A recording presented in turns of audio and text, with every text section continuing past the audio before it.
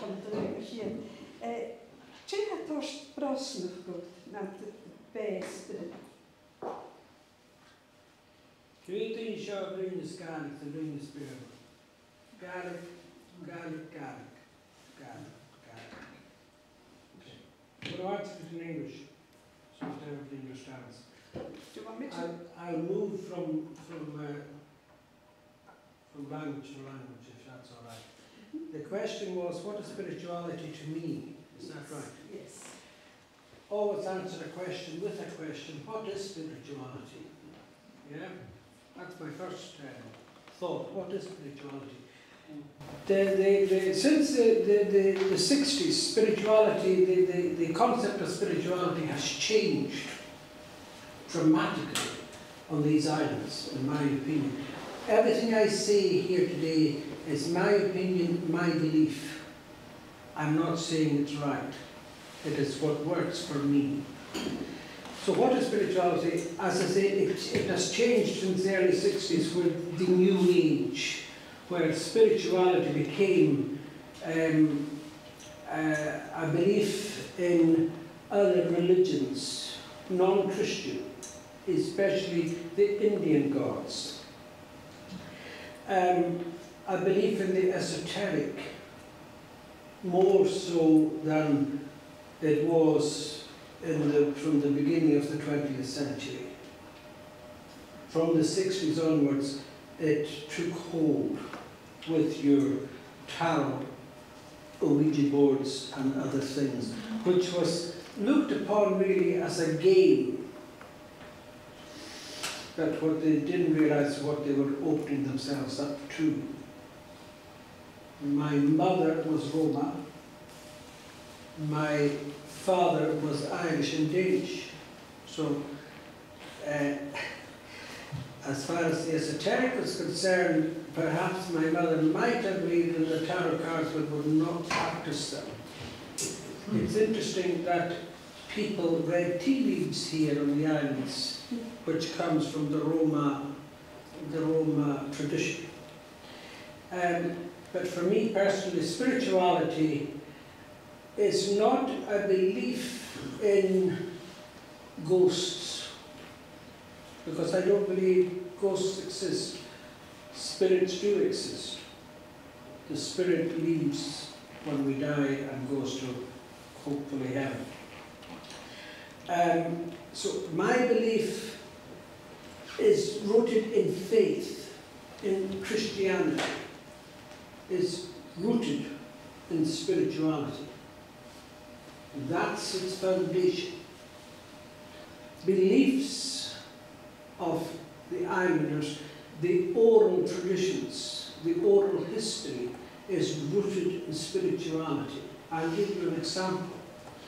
I have a few things in my van, some of faith, but I have something that might interest you more so. I always carry with me a walking stick. Not the fact that I'm getting old, which I am, so I'm a fast rower, which I am. I like to call it the spread of the diaphragm. But I also carry it for another reason. And it's a walking stick with an iron tip. The iron tip represents the nails of the cross. And the material the walking stick is made from is the hawthorn. So it's an Irish shillelagh. But the hawthorn is what was used to make the crown of thorns. So island belief, island spirituality, I don't know if you have stories of shepherds and crofters and farmers walking at night with their stick and being faced with a black dog. They were protected because of the iron on the tip of the walking stick. So that belief comes from what we were taught, what we were told, the stories, what people think are stories. But actually, the people here would not make up stories like that. They would be too afraid to. It is from what actually happened, people's experiences. So that's the spirituality I have, from faith, from Christ, and from the belief in the traditions of the island, which then is passed through to music. So that's my real subject, music. What is music? Music is a language. It is the oldest living, vibrant, moving language in the world. Of that there is no doubt. If we look at our Bible and we look at the Tower of Babel and the scattering of the languages, the only language that people could relate to was the language of music. That's how important music is to you, to me. And that, along with living on or beside the sea and with Mother Nature, gives us an ability to understand the simplicity of music and the beauty of simplicity. Well, you want to You answered a lot of questions in that, you know, your own personal journey. Could I ask you then, I'm very fond of Gaelic laments, and as this is a well-being project, and what makes us feel good, and because I have recently been bereaved, and the Wellbeing group for me has been helpful in finding other ways to deal with it. And one of the ways that I feel is in our Gaelic laments, the cua, Mahashin Shane cua. And I would give an example of the pain and the grief and the feeling and the emotion that comes out in some of these old songs, like Uist Gaelic, and it mentions Christ in the way that it was done in the early Christian church. Rain and dúil I guess Cofadela hate me gachi. You know, it was used as a lullaby, but when that is sung, there's an outpouring of grief. Yeah. And I find healing in that. Would you maybe agree or disagree or give an example? I agree, and there are a lot of reasons for that. Because when you hear the word lament, you immediately go and think something slow, something heavy, something sad. But if you look at the Gaelic laments, some of them are not that slow, and some of them are not that sad. Yes, there is sadness in them, but there is memory in them. You are remembering the past. For us to move forward in grief, we have to look to the past. We have to look to our memories to allow us to move forward, to I suppose, grow in another way.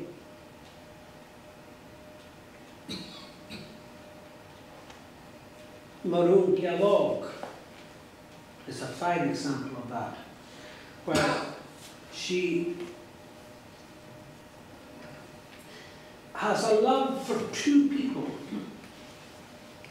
a love for what she believed was her rightful king, a hatred for what she believed her rightful king did, and a love for the person she lost.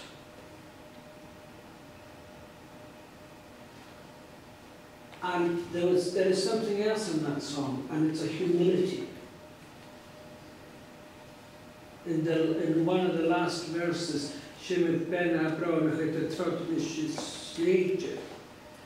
and she says, they will not look at me now, I am nothing.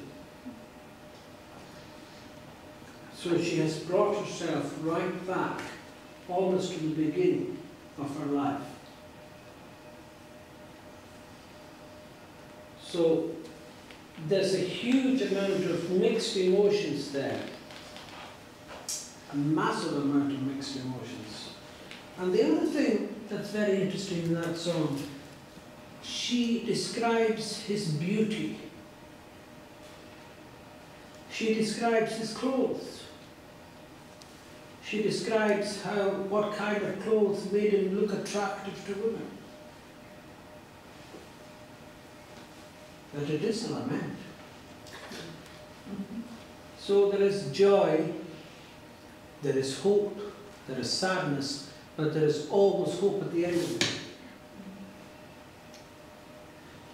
And we are very fortunate as Gaels when we lose somebody in death that we can go to music and go to poetry for healing, because within that there is healing.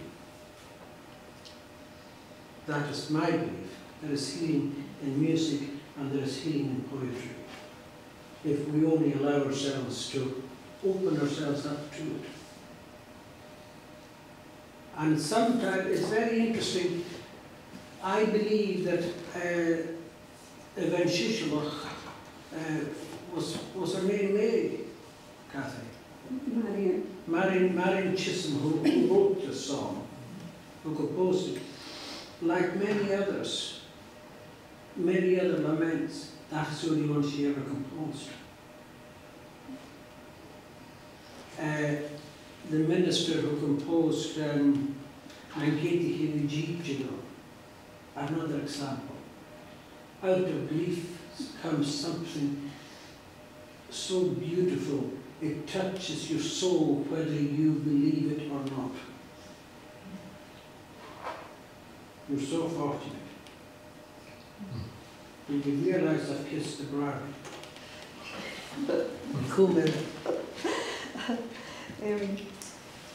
For me, it would be Psalms. I find comfort in the Psalms, because the whole book of Psalms, there's Psalms that are very uplifting, and Psalms that are joyous, and there's Psalms that give us hope. I know that you have composed a hymn. Would you be able to tell us what inspired you to write it? I cursed the person that asked me to write it. Because that was Angela McKinnon of the BBC. They had a religious broadcasting. And she phoned me up one day and she says, I need a favour. And when Angela says something about the things, when do you want this favour? Oh, yesterday. And I think you are related to me. Patience is really one of my weakest points. What is it? I want you to write a hymn. Okay, I've never written a hymn before. Now, for good or bad, you can decide. It only took 20 minutes to write. I don't know, was it the pressure of I had to do it that made me do it. But when I would be walking the hills and past my house or walking the sea, I'm by nature a deep thinker.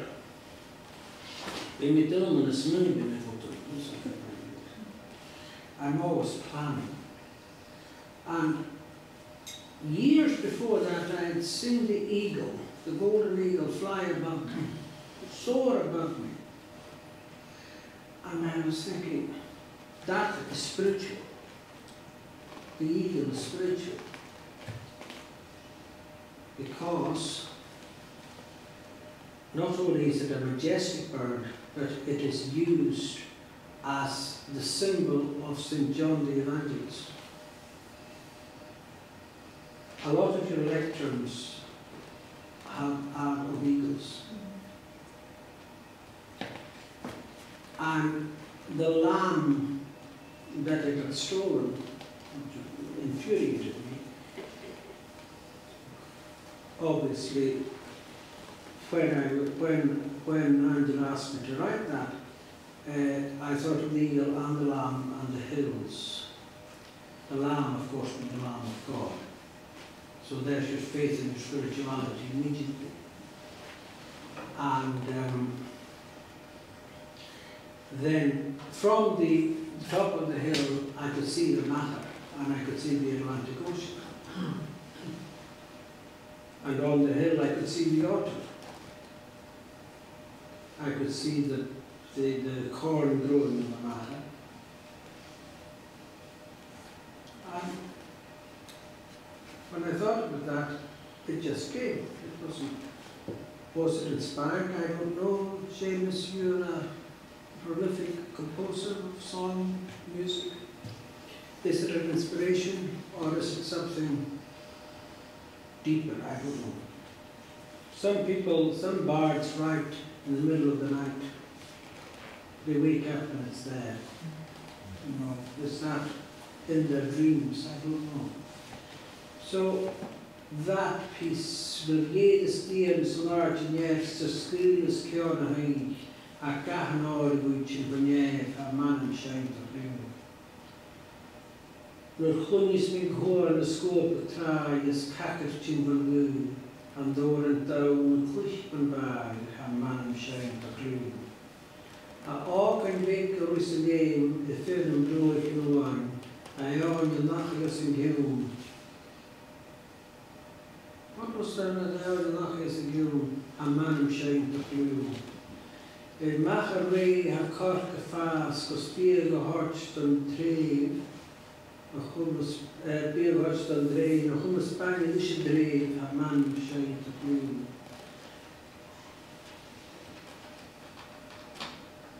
No dreig besmee go mullach bain, be ill us for human, a torch no queen and sunsh no moon, a man shine to blue. So large year have leertal shears, ma hool and mished fast ski, so with H below on Dachibuan, be man shine to blue. So the first verse talks about the morning, the dawning, and the golden rays from the sun that dispels the mists of night. The second verse talks about the ocean rushing ashore and otters playing on the shores. The third verse is about the young lambs running and playing on the Macha and the wild birds flying above. The fourth verse is talking about the corn growing, which gives food to the herds, which gives food to the tribes, to us. The fifth verse talks about the eagle soaring above the mountain. And as I explained, what brings to my mind the Gospels. The eagle is the sign of, represents St. John the Evangelist. And the last verse goes back, takes us right back, right to the end, that in the high west sun is sinking. My eyes are now tiring. When I go to my eternal home, my soul will sing thy praise.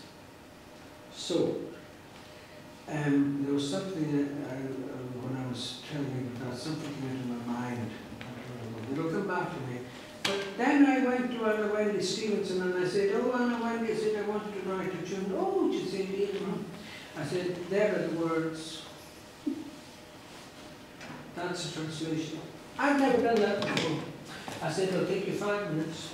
And she did. So I retired from public singing, but anyway,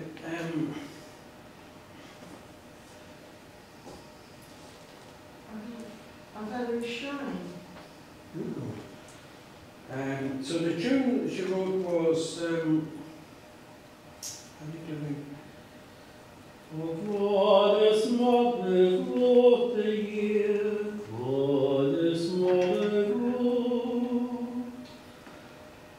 What's the first line of the first verse?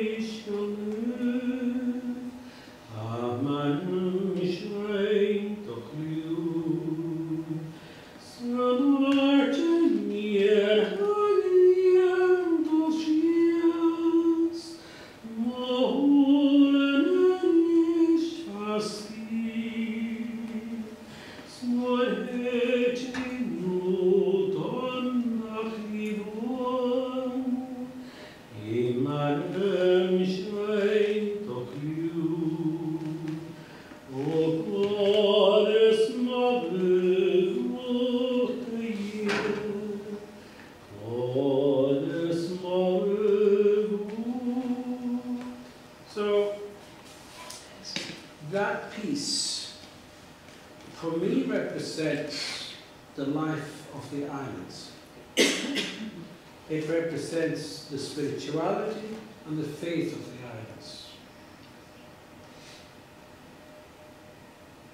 And it also portrays what I said at the very beginning, when Cathy asked about the lament. It portrays hope. In death there is hope. In death there is new life, because I am going to my eternal home. You know, so that's my belief, that's my spirituality. One of the most beautiful things, coming from such a mixed race of people, myself, one of the most beautiful things on these islands are that people live in peace and harmony. That's not by chance. That's not by mistake. That is because you, to this day, your ancestors, for the last 6,000 years, have relied on each other and on nature, and on Mother Nature, and on survival. But it's not a survival of anger or fighting, it is a survival of respect that makes the island so unique, in my opinion. You answer all the questions.